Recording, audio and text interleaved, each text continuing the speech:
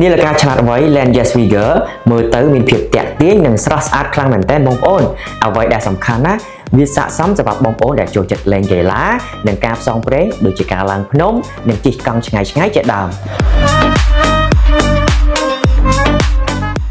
ក៏ព្រោះតែវាមានមុខងារ GPS ឯករាជ្យដែលអាចកំណត់ទីតាំងបានលឿននិងច្បាស់លាស់បូករួមជាមួយនឹងមុខងារ AI ឆ្លាតវៃការវិភាគសុខភាព Q&A ជាមួយនឹងការ support ភាសាខ្មែរបានយ៉ាងពេញលេញវាមានអេក្រង់ AMOLED Full Touch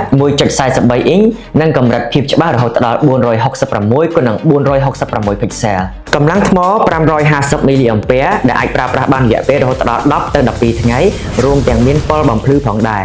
ការការពារជំរាបទឹក Fire ATM ដែលអាចពាក់នៅពេលភ្លៀងនិងហែលទឹកបានវាមាន memory 1G ដែលអាចចាក់ចម្រៀង MP3 បានដោយផ្ទាល់ឬក៏ការភ្ជាប់ជាមួយនឹងកាស Bluetooth ក៏បាន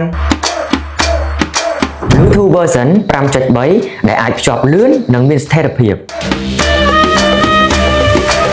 មានខ្សែដៃពីរប្រភេទជាស្បែកម៉ាញ៉េទិកនិងស៊ីលីកូនដែលអាចផ្លាស់ប្ដូរបានយ៉ាងងាយស្រួល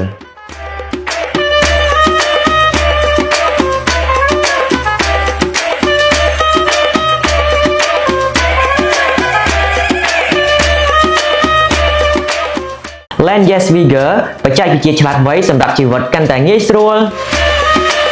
វីដេអូនេះផលិតដោយក្រុមហ៊ុន Land Yes Cambodia ផលិតផល Land Yes មានដូចជា speaker នាឡិកាឆ្លាតវៃកាសក្តៅត្រចៀកកាស Bluetooth ដុំសាកខ្សែសាក power bank ឧបករណ៍សាកឡានដង្លៃ AI 360 ដឺក្រេចិញ្ចែកទូរស័ព្ទ adapter បញ្ជូនទិន្នន័យកន្ទុយបារីកាមេរ៉ាសុវត្ថិភាព screen ខេសទូរស័ព្ទនិងឧបករណ៍អេឡិចត្រូនិកជាច្រើនមុខទៀ